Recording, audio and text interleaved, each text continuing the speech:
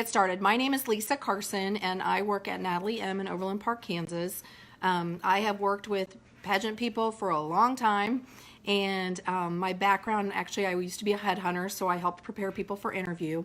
And I have a daughter who's competed for years, and some of my experience comes from her, and some of it also just comes from working with people over the years. I'm also very heavily involved in nonprofits, so I have a lot of insight in terms of how to build good relationships and how to make sure that you have the opportunity to leverage those personal platforms. What I really want to start out with is something that I think is extremely important. Everybody talks about deciding what your goals are when you begin a pageant journey. And I would like to ask you to take that a step further and actually come up with what I call a mission statement.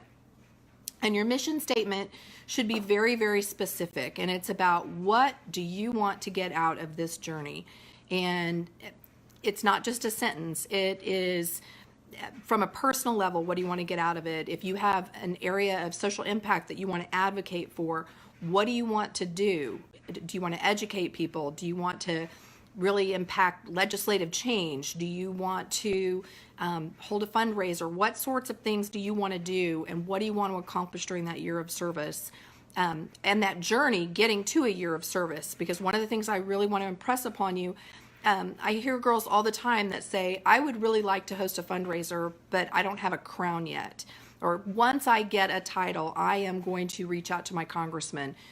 Get yet out of your vocabulary. Go ahead and start now. From the moment that you make the decision to compete, that is when your journey begins. And you don't need a crown to open the door. It'll help. Go ahead and get started right away. And when you write that mission statement, that's day one, and go ahead and begin doing those things that you want to accomplish. Don't wait until you compete or wait until you have the crown.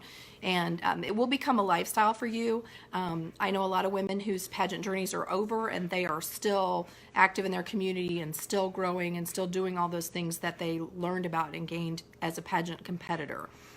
So start with your mission statement. Be very, very specific. I recommend putting it someplace where you're confronted with it all the time. Maybe your mirror, maybe it's in the front of your planner, maybe it's even your screensaver on your phone, so that you're reminded all the time of what your mission statement is and what you're trying to accomplish. And anytime that you do something, ask yourself, does this fit with my mission statement? Is this going to help me accomplish the goals that I have? Your journey may be just beginning. You may be someone who's competed for years and years, and your mission statement may get redefined over time, but it's something that you should always go back to just make sure that you're on track and you're staying true to yourself and true to your goals as you're competing and as you're growing as a woman. I also think after you've got that mission statement, you should come up with an action plan. And for an action plan, you want to, again, be as detailed as possible. And I think one of the things that really helps with an action plan, action requires that something happens, and we can't do these things by ourselves. So along with that action plan, you should really think about who is your circle of influence and who's going to help you make your action plan happen. A really good example of this, a young lady that I work with and have worked with for quite some time, she's a Princess of America competitor, and she wants to advocate for veterans. And so she thought about her circle of influence and thought about all the different people that she knew. And she actually had some friends who had parents that were in the military and reached out to them and asked, how can I help? What can I do? And so she used that circle of influence to help her build some connections and also help give her some feedback and helped her to develop some projects so that she could fulfill her action plan and do it in a way that was meaningful. So when you're looking at that circle of influence, look at everything from who do you know who can help you be a better interviewer? Who do you know who can help you with personal things like maybe hair and makeup? Who do you know that can help you with wardrobe? Who do you know that can help you with your social impact initiative, whatever that might be, whatever you're going to advocate for during your year of service? And really come up with that detailed action plan. And I think it's important as you're doing that action plan to look at several different things. One thing that we can do as title holders, as women, is educate, okay? And so look at all the different ways that you could educate about that platform, or educate about pageantry, or educate about being a more confident young woman. Look at who do you know? Do you know teachers? Do you know Girl Scout leaders? Do you know people who are in women's groups where you could maybe go and speak, or people who are involved in church groups, things like that? Look for that circle of influence and find people where you could go and help educate. And that's definitely something that should be part of your action plan, is educating about something, whether it's about the pageant, whether it's about being more confident as a woman, whether it's about your social impact initiative. But educating is a huge part, I think, about being a woman in pageantry and being a woman who's out making a change in the world. The other thing is advocacy. And advocacy is something that I have seen some pageant women do incredible things. I have seen women actually lobbying in front of Congress. I have seen women really helping to strive for social justice and strive for change. And that is a legacy that you will carry with you forever. When we talk about making the most out of your pageant journey, advocacy is something that you can really leave your legacy with and really hold on to as a great accomplishment as a woman. So look for ways that you can advocate. Look for different organizations in your community that maybe you could lend a voice to or that you could help promote. Look for opportunities. Don't be shy. I think, again, a lot of people think, well, I don't have a crown, so I'm not going to call my congressman or I'm not going to go to a city hall meeting. Go. Don't wait. Don't wait till you have a crown. You have that voice, so use that voice now. It'll give you something great to talk about in interview. And then if you do get that crown, think about, if you've already laid that foundation, where you can go from there. You can take things to the next level and just have an even bigger and more exciting legacy. So start that advocacy now and don't wait. And then the other thing is actual service, getting your hands dirty and doing service. And one of the things that I hear a lot as I call and try to schedule things for people is it's really important as a title holder or as a person who's competing in pageants that you understand the difference between an appearance and service. And I think most people do get it. It's just that sometimes things get a little bit lost in the translation. So when you are reaching out to organizations and offering your services or offering to come and add something to their event, be very specific and really drill down about what you can bring to the event and what your intentions are. If there's a gala and you just want to attend and greet people and wear a pretty dress, there's nothing wrong with that. But that would definitely be more of an appearance. But if you're a person who's really talented at getting silent auction items or maybe emceeing or performing in an event, or you want to help with setup and tear down, offer those services, and then you're going to make yourself more indispensable. You're going to become that person that they reach out to when they have future events. One of the things that I think is so important also is be very specific about what their expectations are. What are you going to wear? Should you have your crown and banner?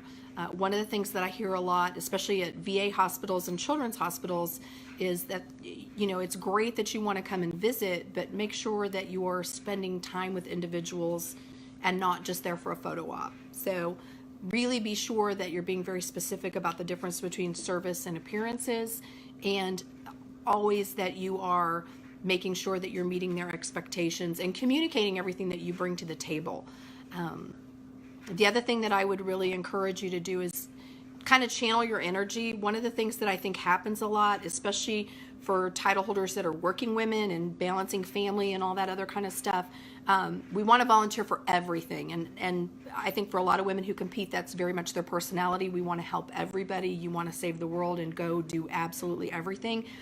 But what happens is you get tired and your legacy kind of gets diluted a little bit. And I think that if you can kind of focus your energy and pick a few things, pick that social impact initiative and maybe a few other things, and focus your energy that way and be very specific, you end up with a stronger legacy and a stronger feeling of accomplishment. You also begin to build relationships so that you don't have to work so hard to find those opportunities to serve or find opportunities to be involved in the community. They begin to call you. So I really encourage you to focus your energy and really build those relationships. As you do your service work and your volunteer work, I think it's also a great idea to keep really detailed information. I always suggest journaling and writing down who you interact with. If you're making an appearance, say at a hospital, who's the head nurse? Who's at the front desk? Who did you meet? Did you visit with a doctor? Send thank you notes, maybe some notes about needs that they have or things that you could advocate for down the road. Those are all things that will make you more memorable. They'll give you a lot of great talking points. They're good things for interview. And also, as you look back, when the time comes for you to write your farewell, or the time comes to just reflect back on your pageant journey, you have that journal and it has all of your service information in there, which I think is really a neat tool for you, and also helps you go back to that mission statement and make sure that you're staying on task and being true to your goals and true to yourself. I want to talk a little bit about media, social media. Social media is very important in pageantry. And I think it's also important just in advocacy and in kind of developing your brand. I really recommend them. Wix is one you can use for free. There's a lot of them out there that are free.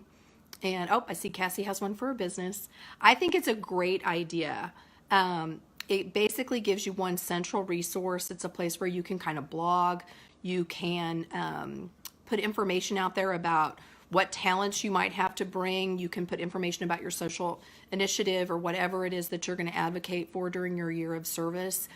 And when you're networking and trying to create opportunities for yourself or negotiate sponsorships or sell ad pages, it's a great point of reference. It makes you just look a lot more polished and gives them kind of a central resource to get all of your information. I think it's a really great idea to have your mission statement there, or a condensed version of your mission statement, pictures of service work that you do, a calendar of events, especially if you're going to be hosting fundraising or speaking or doing town hall type events, things like that. And it's a great business practice, because if you do become a state or a national title holder, you probably will have some responsibility for developing your online presence. And so I think it's a great idea. You should also link it to your social media. I think your social media, this goes without saying, it needs to just be beyond reproach. And that's not just your own social media, but it's people who comment on it. At some point, everybody experiences this. You post a picture on Instagram, and there's nothing that's unseemly about it, but some guy from some foreign country makes some nasty comment on it. You just have to keep an eye on it. Block people if you need to block them. Make sure everything that you post on social media stays true to your mission statement. And there's a lot of different schools of thought about followers and how important it is to have a lot of likes. I think it's more important that you're consistent and that you stay on brand. And, if your pageant brand is, I'm an incredibly confident woman and I'm kind of understated and classic, then everything that you post should kind of reflect that same brand. If you're a person who's larger than life and all glitz and all glamour and everything, then again, your social media presence should reflect that brand. And I think it's important to be real consistent. So using specific hashtags, if, let's just say for me, I have arthritis. So if my social impact initiative was advocating for people who have arthritis, I might do hashtag arthritis awareness every single time I post. It's just that common thread, and that's part of my brand. So whatever your initiative is, or if there's a specific tagline for your pageant or a tagline that you want to be associated with, use it all the time. No exceptions, every single time that you post. Be sure also that you tag places where you are or tag people that you're with. It's a great way to expand your circle of influence, and especially if you're doing service work or you're making an appearance, it's a great way to just kind of solidify that relationship. I have a daughter who did a lot of work with the USO, and every single time she ever did anything that had to do with veterans, she would hashtag the USO. And she actually managed to get the attention of the national organization and got invited to go to Walter Reed Medical Center, and she was never even a state title holder. She was a local title holder, but that opportunity came about because she was very consistent in her branding and very consistent in her service work and making sure that she forged that relationship with them. So being consistent, making sure that you're very specific and building those relationships using social media, I think, are really important. Um, I also think it's important to have kind of a mix. One thing I really suggest, and I've talked to a lot of judges about this, I think this is important. A lot of title holders, almost all of their pictures are kind of posed and staged. And so, they're at a hospital and everybody's looking at the camera. They're all linked up and they're facing the camera and they're smiling.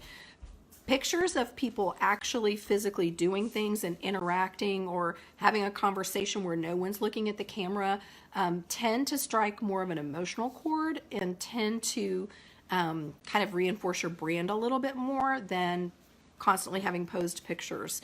Also, as you're reaching out and trying to create new opportunities for yourself, it tends to be a little more approachable, I guess is a good way to put it. And I think you'll be more successful as you're networking and trying to create new opportunities for yourself. Do you guys have, then I want to spend a little bit of time talking more about circle of influence, okay? We really cheat ourselves a lot of times as women, I think, because I think posting about your faith is great. I think that's absolutely okay. And Cassie asked about posting about your faith. I think that anything that, absolutely. Anything that helps people kind of get to know you as a person is not a bad thing. I'm obsessed with my grandchildren, and so I post about my grandchildren. My daughter is a total cat fanatic, and so she posts about cats.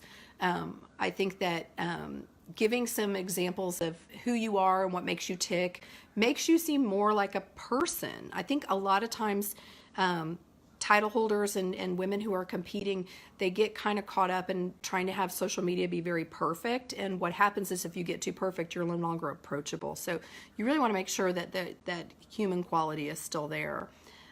Donna asked for an example of a mission statement.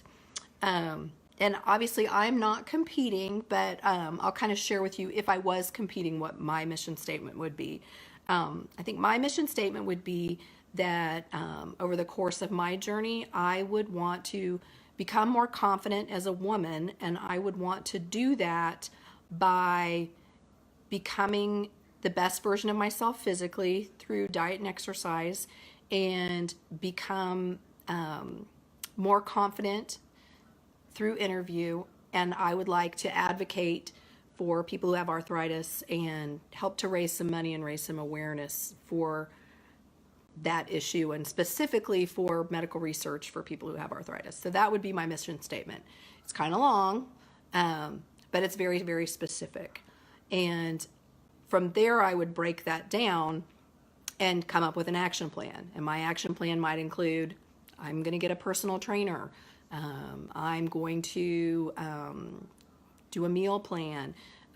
It might include, I'm going to schedule a mock interview once a week. Or I am going to make a concerted effort to try to reach out to my Chamber of Commerce and ask if I can come and talk about arthritis.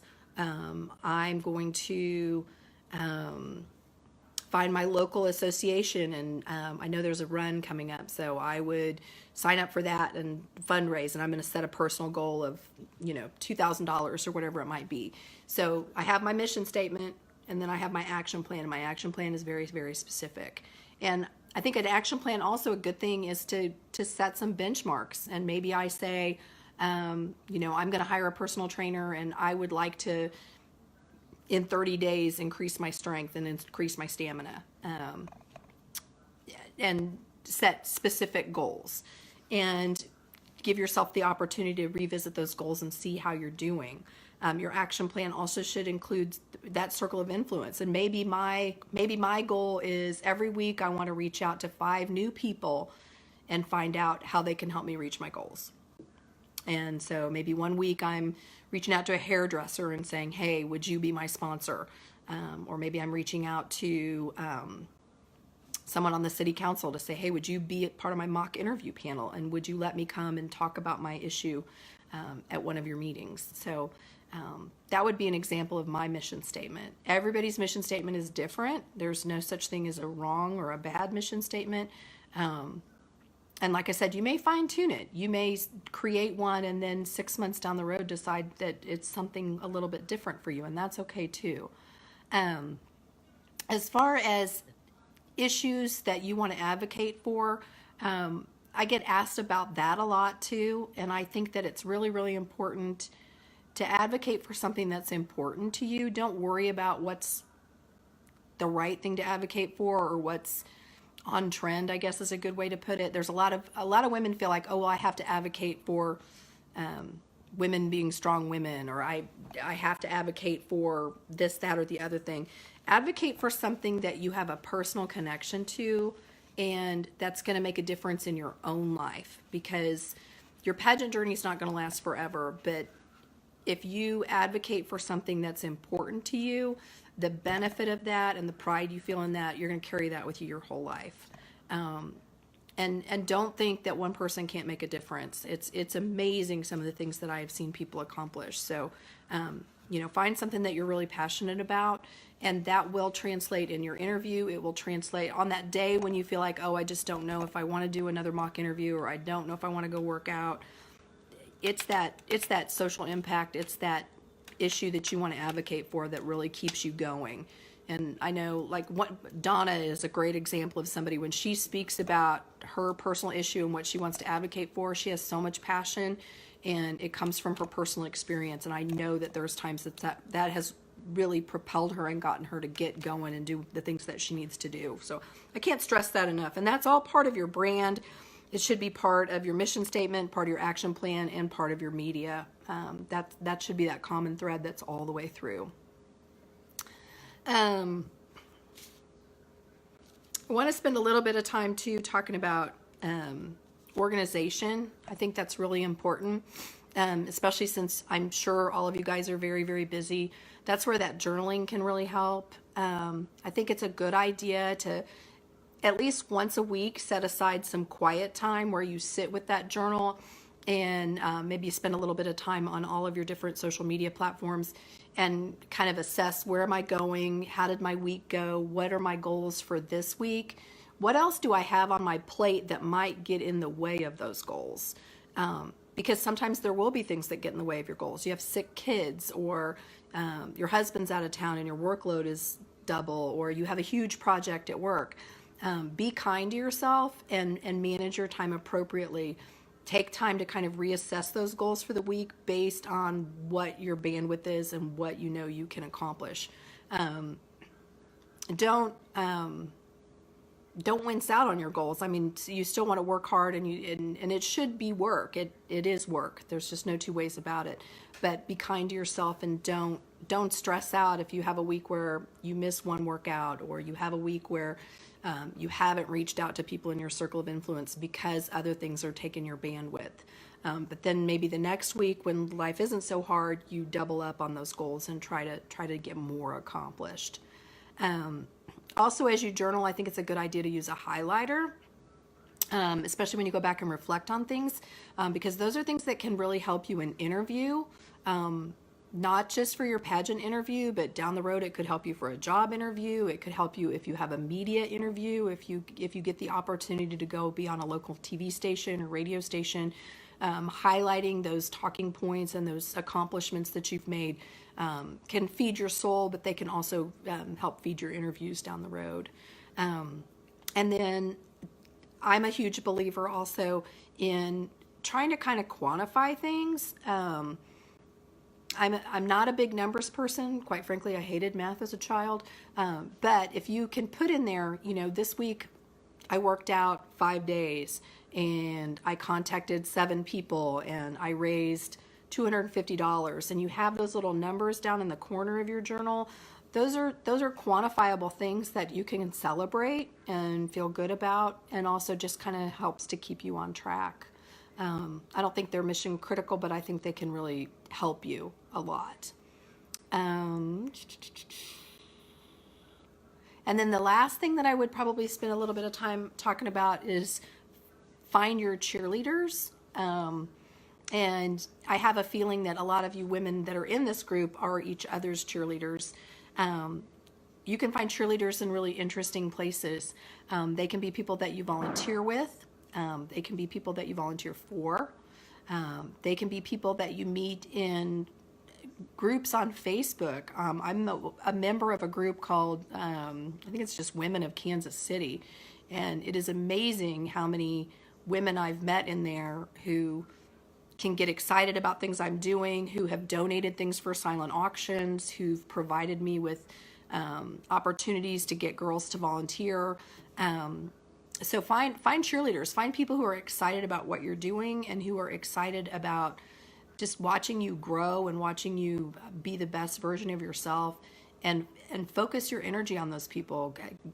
Schedule coffee dates, schedule lunch dates. When you're having a bad day, pick up the phone and say, hey, I need my cheerleader. Because those are the people that will really help you, and they'll celebrate you, and they'll be excited for you. And we all need them. You can't do this all by yourself. And sometimes the people that you love the most aren't the best cheerleaders, and that's okay. And that's all the more reason why you need to have a good circle of cheerleaders. And be honest with them about your accomplishments. Be honest with them about your struggles. And sometimes they can kind of help you brainstorm and find ways to kind of get out of a corner or make something happen that you're struggling with making happen. And always know too that this is a process. None of it happens immediately. I know one gal, I actually saw her this past weekend compete, and I think she competed probably about 20 times and never got a crown. But she's learned a lot and she's grown a lot. Some women it happens right away, but it's a process. And I think that the greatest gifts come as you are preparing. And so don't lose sight of that. Do any of you guys journal right now? Good. I think a planner is a great place to do it because it keeps everything all together. And I also think there's something about writing it down. A lot of people use their phone for their calendar and for virtually everything. I think there's definitely something about physically writing things down that it's just a different situation. I think it touches you, and it kind of makes a mark in a different way. Same thing with thank you notes. I'll touch on that real quick too. One of the things that I think is so important, and I credit my daughter's pageant experience with really ingraining this. Thank you notes are huge. And anytime that you have the opportunity to volunteer or to serve, following that up with a thank you note and saying how much you appreciated the opportunity and asking the opportunity to come back and help in the future is a great thing to do. I actually suggest to most of the girls that I work with at the store that they keep some thank you notes with them at all times. I always told my daughter, the second you get in the car, go ahead and just fill them out then, because everything's fresh in your mind. You know everybody's name. Hopefully you've got some business cards or you've jotted down their name in your journal, and you can get those thank you cards done right away. And it's amazing. People remember that. It really touches them. And unfortunately, it's kind of a lost art. So it's a great way to leave a mark and make sure that you're remembered in a real positive way. Take care, you guys.